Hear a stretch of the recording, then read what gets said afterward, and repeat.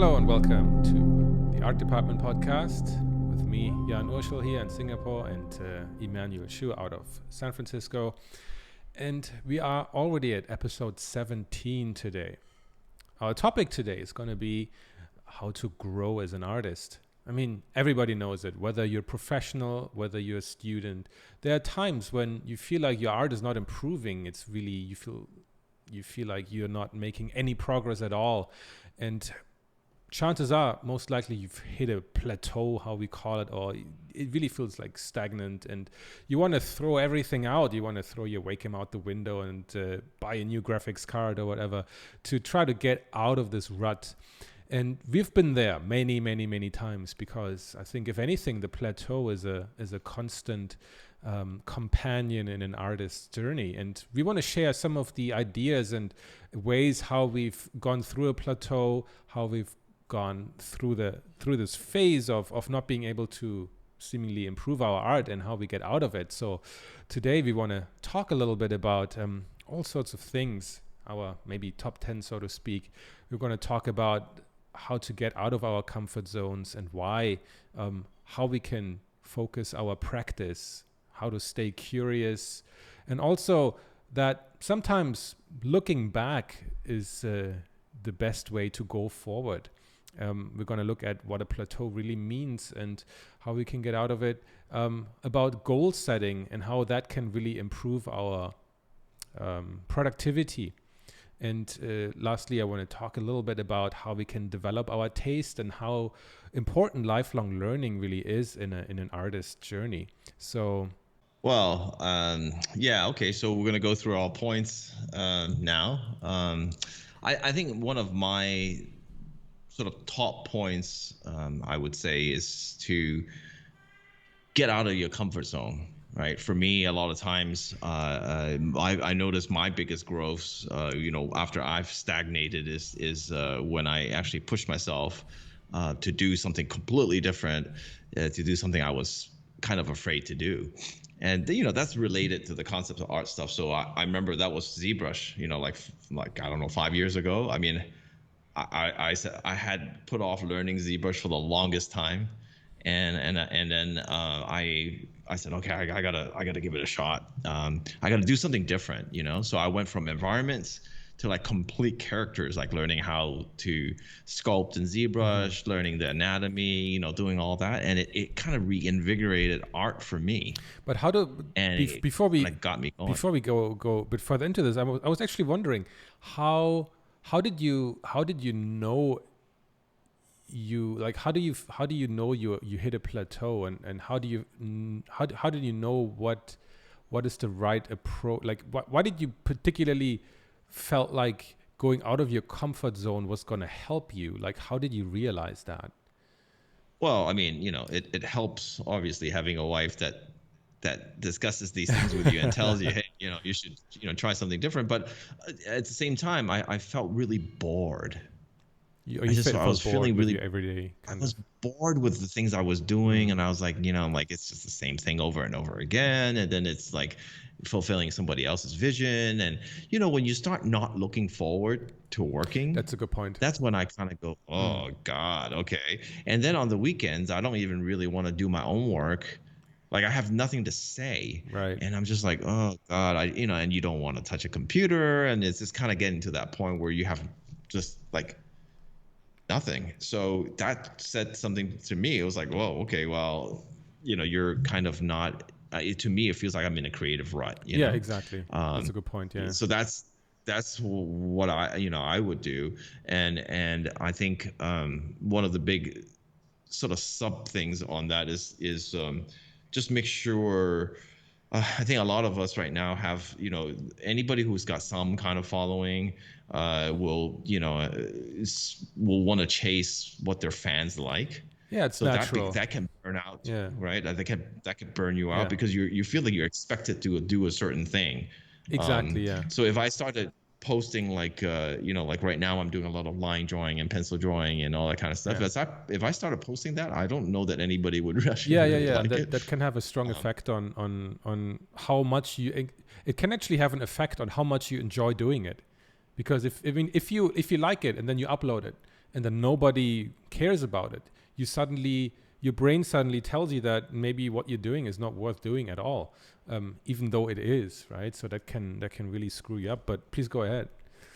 Yeah, I would say try to enjoy the process of doing this, whatever it is that you want to do. Right.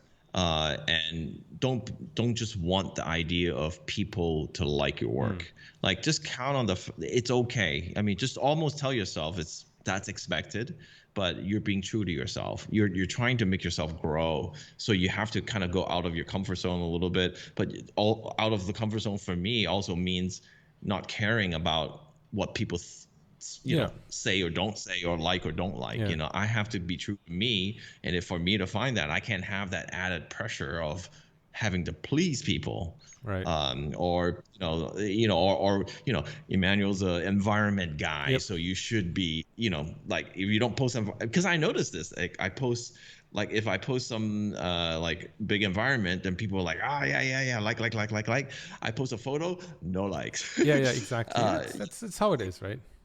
And it's okay, but I'm just saying, be okay with it, because if you get bummed out, then it's just going to be like, then you're going to keep doing this environment stuff, even though you may want to explore something else. Right. So for me, I think that's worked for me. Like, I don't care anymore. I just kind of, I mean, the stuff I'm doing, I'm not even posting right now. Right. I'm just doing until the day that I feel like, okay, it's the right time. Right. But it's very different than what I've done. Right. Doing, going out of your comfort zone, you're going to make a lot of mistakes, or at least perceived mistakes. But the more you make, the better it's going to be, because, if you do something and it's completely smooth and you make no mistakes, then you're not really out of your comfort zone. Exactly. I mean, since you said you focus on, like, the process is important, so I guess going out of your comfort zone for you to a certain degree means changing the process, right? Changing the process, anything that changes for me. I'm a old dude with, like, I need my things the way I like. So any change is bad for me. It's like, oh no, I hate that. Yeah. So for me, it's like learning a new software. Oh, learning new software. I'm not the kind of guy that really looks forward to, like, okay. I mean, maybe I don't fight it as hard as some other old timers, but I still don't like it. But I said, okay, I pushed myself, but I'm always glad I did. Yeah. Looking back, definitely. And right now I'm pushing myself. I'm going all the way back to traditional media. But it's inspiring me. The more I draw, the more ideas come, and the more ideas come, those ideas I can actually draw it out in a thumbnail, and they're all in the sketchbook. I have a list of paintings now that I really want to do. And then the end product, it may have nothing to do with drawing, but it's that reinvigoration that got me to get all those ideas down. And now I'm re-inspired, and then now I can use all the tools that I have to do this. Right. So, that's a big one for me. How about you? I think it's a good segue here, because you talk about going back to kind of things you did before. And I mean, my point number one is actually going even further, going back in a different way.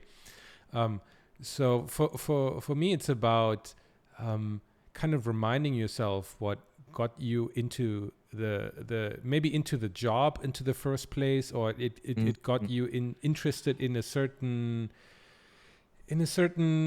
area the first place. I mean, there's always that first video game that reminds you that you played as a kid, or maybe that movie we're not allowed to watch but you watched anyway. And sometimes it's really good to go back to these kind of experiences to remind yourself about why you did this job in the first place. Now, it doesn't mean that just because I watched Aliens when I was 10 that this made me a concept artist, right? Far from that.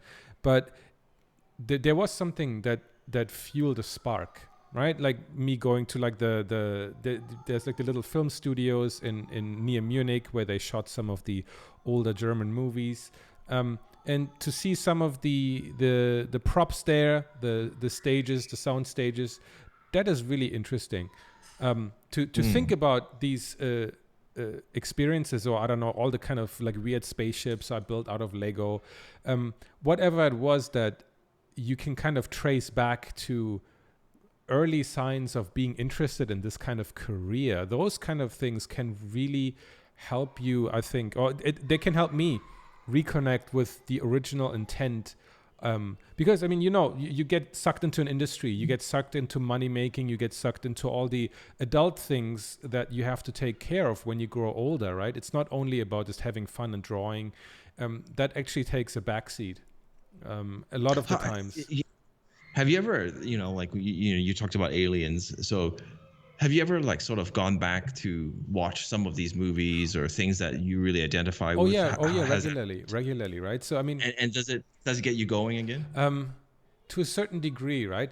But it depends on the kind of movies for me, right? So I mean, I've always really loved science fiction, and of course I grew up with all the movies in the 80s and early 90s that really had a big impact. And so I try to watch some of these regularly. I mean, a lot of them are classics, so I rewatch them more often, and they don't have the same kind of they don't have that same kind of nostalgia to me. Like if I watch Blade Runner or Aliens or whatever, they still feel very fresh, and maybe these are some of the things I like. I know I have to go back further. It's not the same. It's like I have to go back further. There are experiences more primal or whatever than that. So a good example for me, for example, is a movie called Condor Man. It was actually a live-action Disney movie that completely failed at the box office. It's about a comic book writer who wants to become. Yeah, he's a comic book writer who wants to become, who kind of gets sucked into a game of international espionage, and then the CIA is funding, basically. To make his designs a reality. So he has like these crazy cars or this wingsuit and costumes and everything, and the CIA makes it all for him because they need him as this like special agent through some coincidence. It's like a action sci-fi comedy. It's completely campy. It's awful. It doesn't hold up at all. But this kind of movie for me really is one of the earliest memories I have of being interested in stuff like that. And I mean, the alien stuff came later, of course. So for me, it's trying to go back to these really early experiences that I'm trying to figure out what interested me. Okay, this movie is not good. It's campy. It doesn't make any sense. But for some reason, something in it connected me with it, right? So that for some people, that might be movies. For some people, that might be video games. I mean, I remember the times of playing like the old Indiana Jones like adventure games on like a 386 computer, Commodore or whatever. And those were interesting experiences, or like the little, excuse me, like Ghostbusters action figures or whatever, right? Those things for me have a different value beyond the pure. So going back to your roots, right? Yeah. So, and again, like we get jaded, you get older, you get cynical about the industry and everything, and maybe you don't like the direction it's taking now, but I think it helps to think about like what was it like that really got me into it. Was it anime? Was it comic books? Was it action figures? G.I. Joe? I have no idea, right? I still remember some of the earliest like Transformers robots I had as a kid and these kind of things. And I don't know, it's different for every person, but I think it's worth exploring. Like, I don't know, what is your stuff that kind of well, I mean, for me, if back you know, to... I mean, it would, same thing, video games. It would be, my love of maybe for me, I would say maybe sometimes it's I mean, aliens, obviously, things like that. I think for everybody is something different, but I think it really helps to go back and dig into your past. If you're really at the point where you're kind of like you can't find the joy of why the hell you're even doing what you're doing, and that, and I know a lot of people who are in those shoes. and to get reinvigorated is not easy, but it's not it easy. is a way. Yeah. I mean, Yeah, because I think you look at your interest in that particular product at that time was not was very pure, I think, and very yeah, unclouded. exactly. And That's a good way. That's a good word. it's you're not looking for the best cinematography or this or that. You just enjoyed it. Something spoke to you on a very very basic level, and it's worth, I think, like trying to relive that to a certain degree, of course, and maybe now you can analyze what it really was that interested you, right? So that's what I do. I don't know. Back to you. That's great. Yeah, I mean, that's great. No, I mean, that's definitely necessary. And I was just thinking, well, that's when I put, I have a lot of these really nostalgic games that I, play, and it really takes me back, but it also gives me a lot of purpose for what I want to do for the future. So it's good. Okay, so my next thing is deliberate practice. I mean, that's very, that's your, I've talked about it before. It's very straightforward. I mean, now that I think above all else, you need to, you're finding yourself, finding where you want to go. You need a goal, right?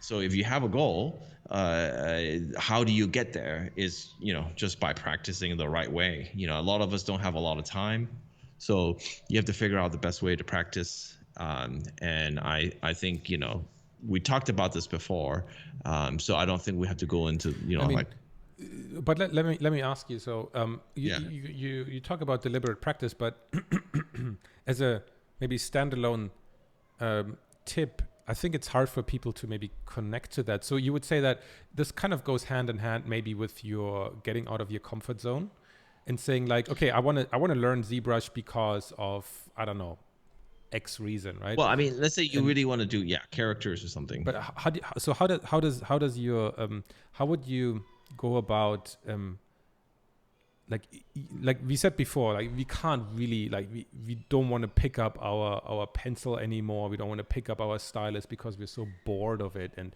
we're so like we just don't like anything we do. We dread going to work and on Monday morning. So how do you feel? How do you find the energy to do deliberate practice? Deliberate practice is complete crap, because at that point you don't even want to practice. You don't want to do anything.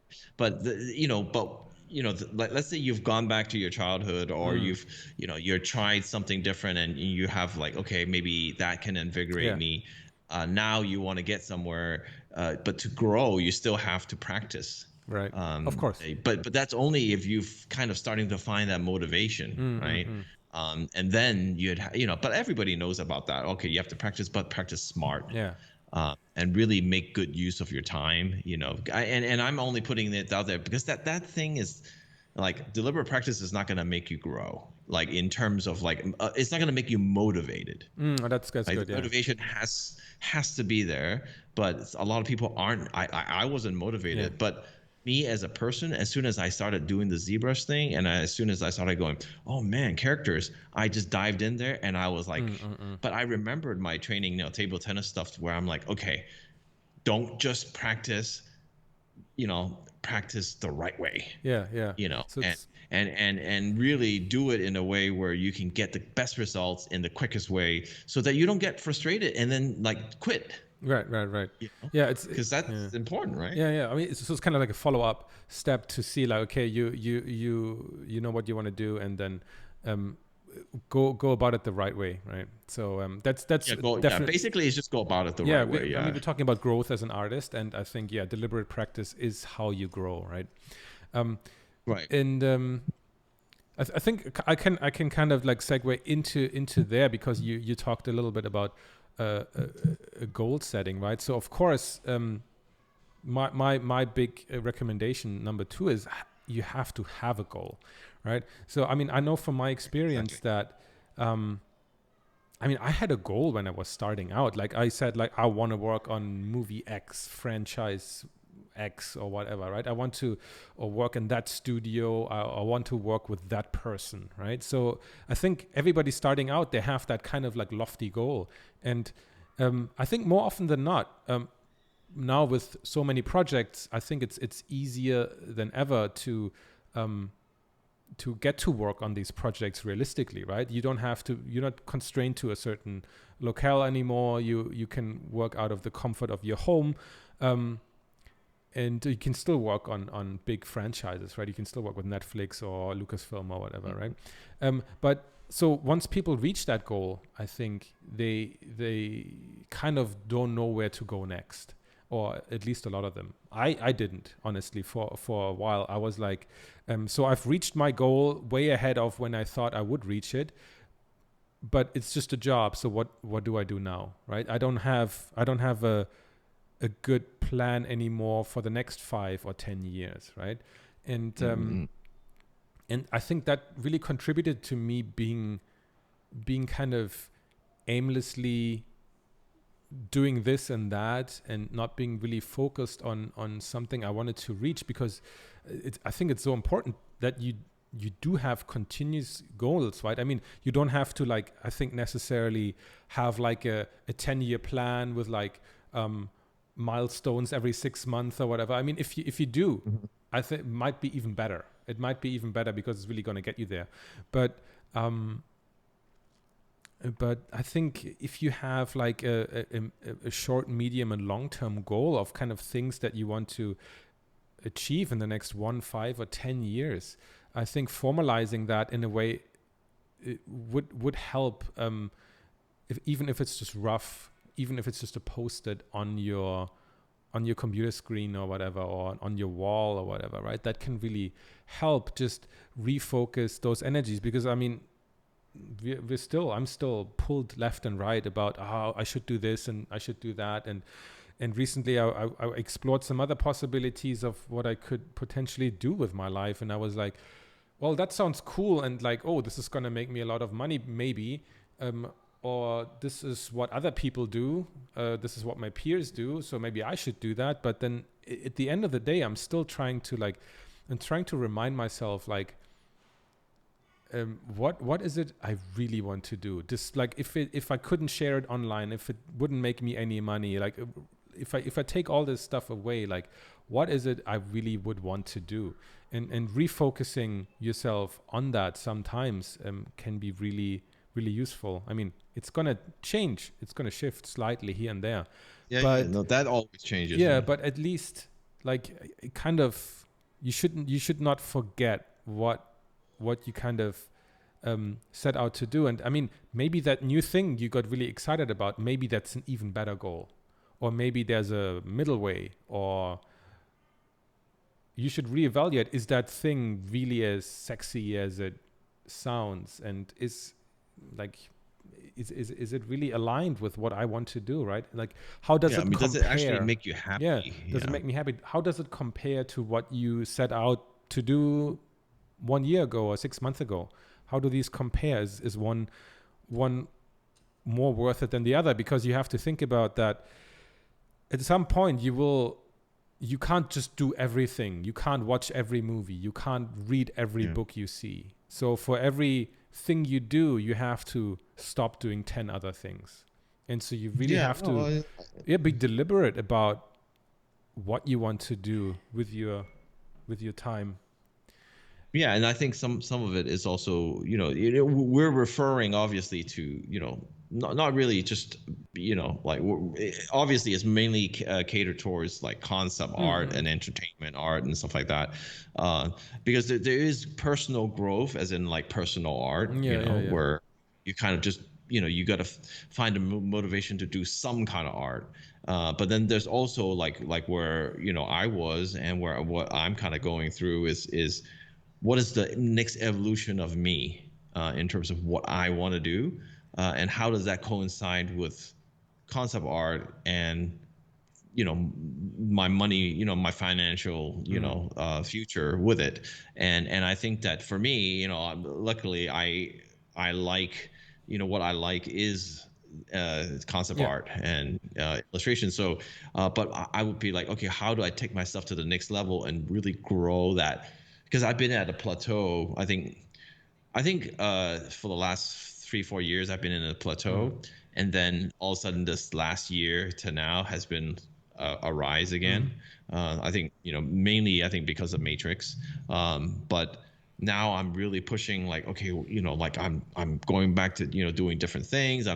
So I think that it's important to have a goal, yes, but sometimes, and this is where, I think it's kind of hard to say one way or the other.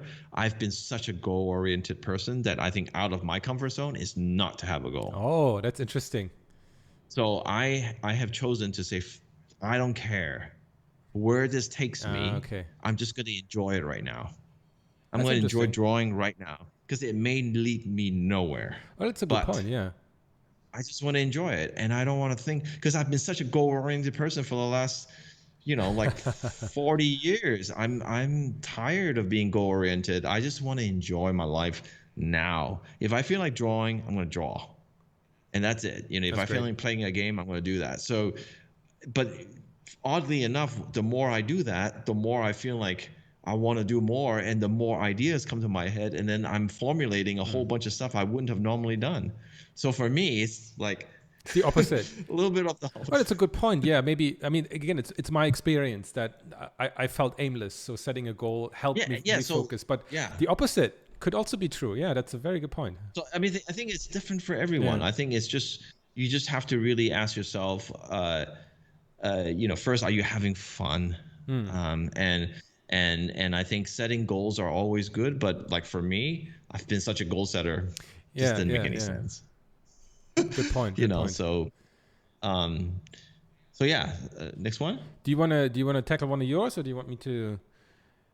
Well, okay. I mean, we're kind of covering it as we're Yeah, talking. exactly. But I think one of the things for me that I think is important is, and I found it to be quite valuable, is to talk to your good friends. Hopefully that you have some friends that can bring you up, that are encouraging but are honest, that are in the industry, that you can be in a group with and say, hey guys, here's what I'm thinking of. Hey girls, here's what I'm thinking of. Hey, what do you think? Here's some of my work. Hold yourselves accountable. This is actually, the funny thing is, this is all happening now. Like there's people that we're kind of forming groups that we're like saying, okay, if you can't do it alone, sometimes you may need someone to inspire you. You may help inspire somebody else. But if you have a group of people that you can say, hey, look, I did this new thing. They go, oh man, that's awesome. Keep doing it. It gives you that validation. Or, hey, that's great, but you could do it like this, this way. Have you thought about that? And having people to bounce off is really important. And I feel like that you can really grow off of somebody else, and vice versa. And I feel like that a lot of people don't do that enough. And I'll just name one example. Was when we were at Image Movers, we had like a 30-40 person art department. That's a big art department. And a lot of us became really good friends. And after Image Movers went down, we're like, what are we going to do? Almost going through withdrawal. Because we used to see each other every day, and we used to look at each other's work every day and go, oh, hey, that's cool. What did you do there? Oh, cool. Now it's just like you're sitting at home, right? So what we did was we just, and this is what, over 10 years ago, this is what we did, was we just started getting on Google Hangouts, a whole bunch of us, and then we were sharing screen. A lot of times we were just working together. And so it's doable, and I just feel like it's important, And the other thing is to, if you can, find a mentor. But that's a very it's different. But you need guidance too. When you're lost, right? When you're really lost, you can do the finding of yourself. When it comes to growth, but having guidance, like having a bunch of good friends, is great guidance, right? Because you help each other. But having a mentor is also really good, because a lot of times you're lost, you need help. That's true. I mean, you need someone to say, hey, it's okay, what you're doing is great, you're on the right track. Oh, okay, And then once you feel confident, you will grow, because you will feel confident in being who you are. And I think that's important because I went through all this stuff and I'm coming out the other side and I'm kind of going, yeah, okay. And it's all these factors because I have a group of people that I talk to and show work to, and we're helping to lift each other up. And if anybody drags you down, then that's probably people you don't want to hang around with. But I think that's an important point for me. Oh yeah, definitely. I think it's a good point because, I mean, for freelancers in general, it's a good thing to have. And now that a lot more people work remotely, I think it's even more important. And it's almost like it's good to have a small group of people you can really trust. I mean, people ask me like, oh, where can I get good feedback? And I mean, posting your work online is not going to give you good feedback at all, because you don't know who is commenting on it, and nobody wants to offend anybody. And it's rude if you just go. I mean, you don't go to a gallery or you don't go to like a art show and then just like complain about everything that hangs on the wall. You don't do that. In the same way, you just don't go online and just rip into people. But well, there's many people who do that. So it doesn't help anybody. If you're fragile, don't do that. Just don't do it in general. I think it's not good. But so I think for this kind of group thing to work, I think first of all, I think you have to be open. You have to be open to learn. You have to be open to criticism.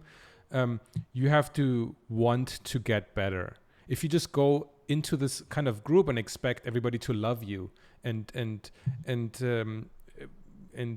hail you as the new messiah or whatever of concept art, then there's no point in doing that.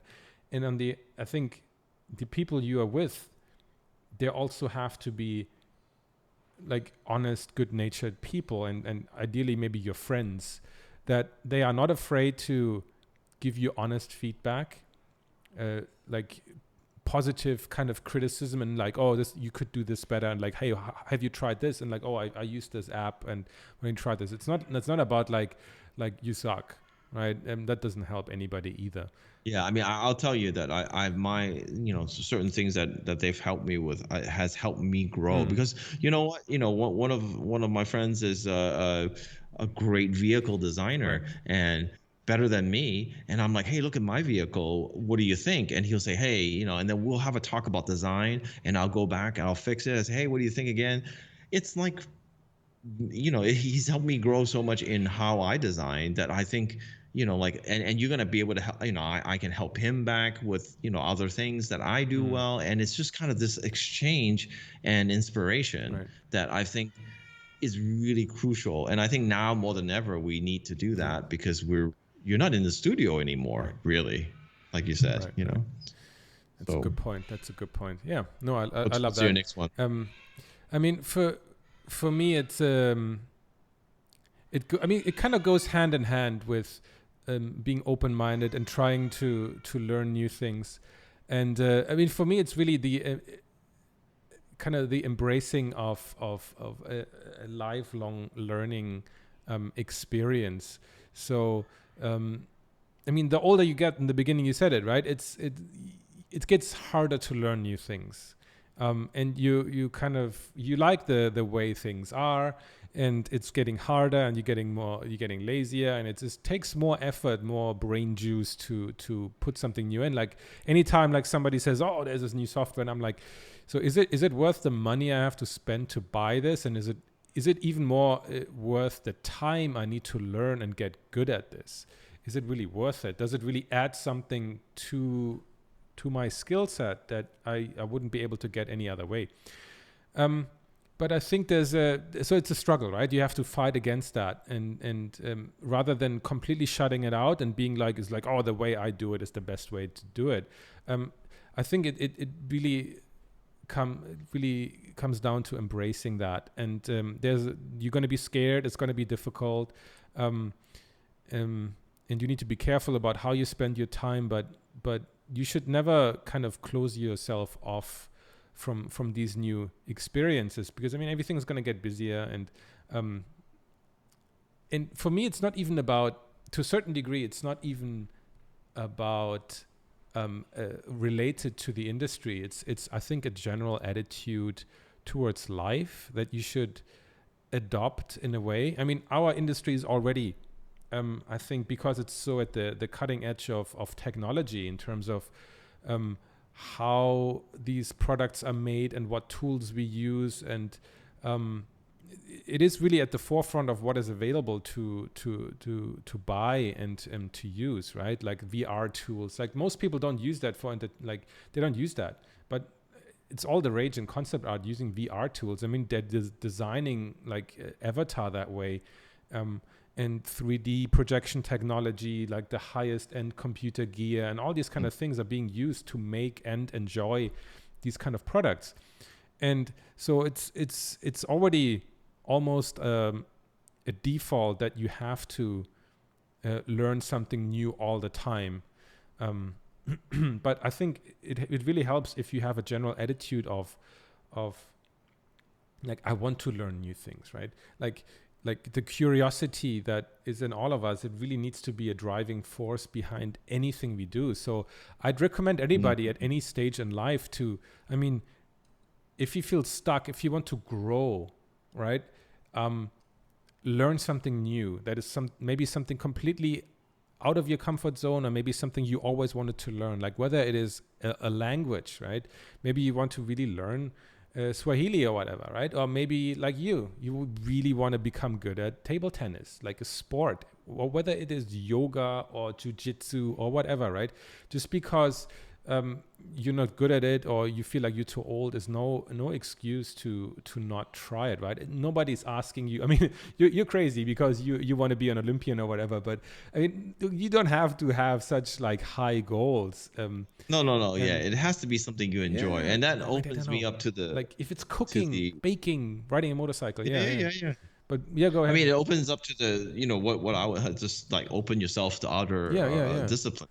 Because I mean, the truth of it is, when you do something else, it actually helps your synapses, because you're learning something new, like learning a new language, learning, and like you said, you don't have to be good at it. You just have to enjoy it, learning the guitar, whatever. Exactly. And once you do that, your mind is in a better place. So when your mind is in a better place, you're in a better place to sort of slowly sort of realize things about your art that you didn't even realize you were doing. It's kind of in the subconscious because you're having a good time now doing something else, and that absolutely will help you, in my opinion.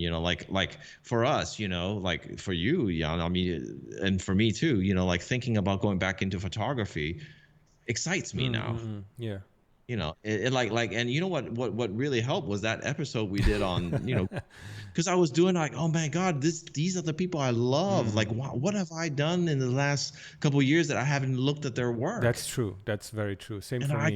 I got so pumped, like I want to do something, and now I'm drawing with those shots in mind, and I'm going, like it's all happening, but it all comes together when you're kind of in doing the things that you didn't even realize that were going to get you there. And now, for me, it's not so much a whole different discipline, but for me is like, well, I'm going back to drawing. I mean, that is quite different from, I mean, you might think it's the same, but it's actually really different for me. And so I think opening yourself up to other disciplines is important, and be curious. Like you said, like, be curious. Like, you should be learning new facts and learning new things every day, I have some stuff I still want to talk about. So they kind of, I think, go hand in hand. First, a little bit about, I think maybe it's a topic that we should talk about at length in a different episode. But there's something about developing your taste, and I think that it kind of goes hand in hand again with the curiosity bit, with opening yourself up to other disciplines, and lifelong learning, is that you have to, in order to grow, your taste has to develop. And I think it's a tricky and almost like intangible kind of thing, because really taste is subjective, taste is personal. But I mean, there are still some things in place that more experienced designers are automatically drawn to certain things. They see certain things differently. They have a certain, I think it's about the definition of taste, that you are narrowing down what you like and what you don't like for whatever reasons, right? I mean, people are going to like Apple more, people are going to like Samsung more for UX reasons, for design reasons or whatever, right?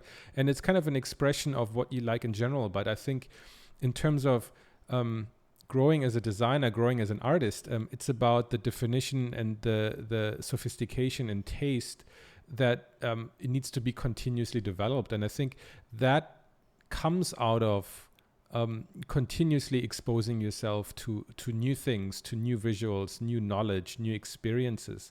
Whether that is, again, you go a lot to the museum, you travel a lot, you actively seek out different things, you continuously ask yourself why, and you really don't starve yourself creatively. I mean, we've been all through this, and we come back to kind of maybe the burnout episode that if you just give all the time, if you're supposed to produce all the time and you force yourself to do that on a continuous basis without any breaks in between, at some point you're just going to be empty, right? You're just going to be hollow inside, and you don't have anything more to say, anything more to express. And in order to reinvigorate that, you need to feed your brain, right?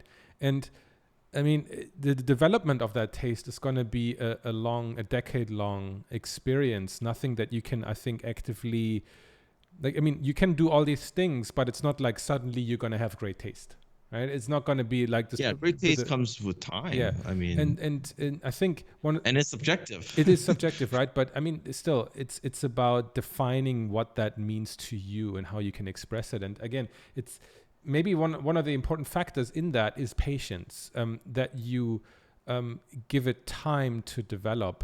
I think that's a really important thing. I mean, people want things all the time, right? They want it now. They want to be famous now. They want to work on all the big movies now, but they don't realize that a lot of the people like you and other artists that are being looked up to for their experience and taste and everything, they have spent decades owning that skill and developing and just soaking up the world around them and kind of run that through their own filter, right? And that's really what it takes. So taste is at the end maybe, but it's about that curiosity, that patience that you have to have. And that kind of brings me to the last point.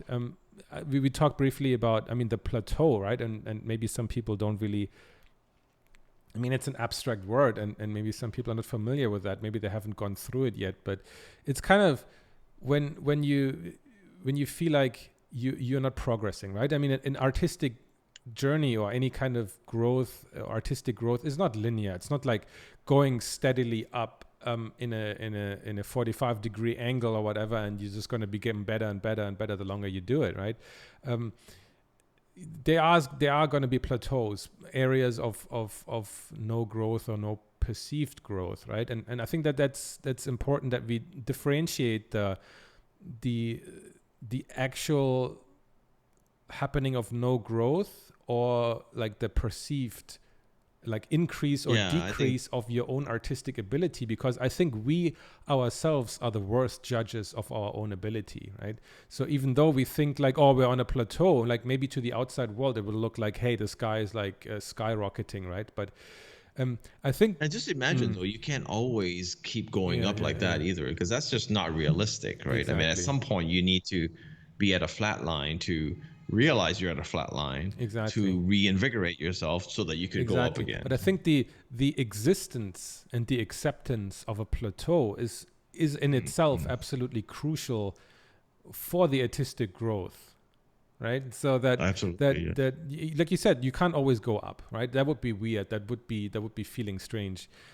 You need to go through the hard times to then feel the growth again in order to maybe appreciate it or to keep on reaching harder, and the plateau in itself needs to be a reminder that you need to try harder and improve yourself. If it or just to accept, exactly that this is part of it, because ultimately in the end though, you have to have, like we're talking about law of attraction and opposites, right? I mean, you don't know how big a white wall is, unless there's something like a little fly that lands there. So I mean, the truth of it is, if it's constantly going up, you will never know what it is to have any hardship, and there's always going to be hardship, right? I mean, and you will not try hard, right? I mean, when you realize you're on a plateau, you have probably been in it already for some time, but then it's the time really to try hard and work harder and get out of it, right?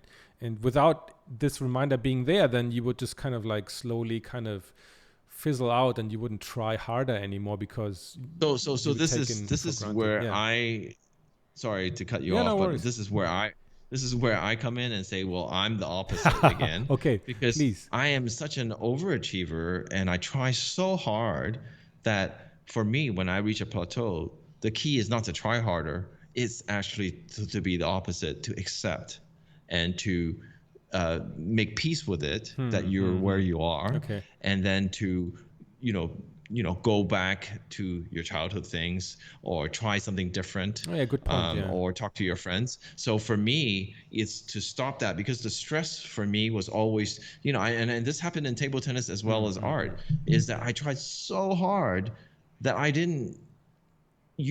couldn't get anywhere. And so I laid off of table tennis for a month, came back, boom, level raised, because I was able to look at it with fresh eyes. Oh, that's a good point. Yeah. And so, but for some people, you have to try, because they're not used to trying hard. That's a good point. Yeah. And so they're, maybe they're rising so fast, they're just taking it for granted, right? So it's all relative, basically, right? So I think in the end, it comes really down to, trying the opposite of what you usually do. I don't know. I mean, like, again, if you're goal oriented, then maybe go back to being more free spirited. If you like an overachiever, maybe it's time to take a step back, right?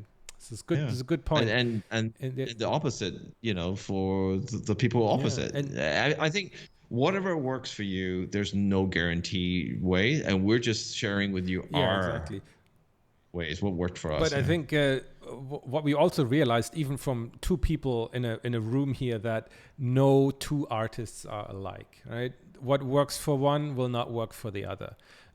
So in the end, you still need to kind of listen to yourself and take note of some of the ideas that we shared right now. But maybe, again, it's about finding that balance for yourself, right? And trying out something different, and staying and being happy with I think enjoying the process of getting into it and out of it. I think ultimately in the end, you hit it right there. It's just to enjoy the process. Right. And if today is a good day because you're doing what you're doing and you're happy, well, then that's the best day possible. And if you can replicate those days, good stuff will come out. Yeah, exactly. That's a good way to for every artist to follow, and I think a good way to wrap up today's episode. So thanks again for tuning in. If you have any suggestions, if you like this episode, and if you enjoy this podcast in general, please like and comment and subscribe to our channels.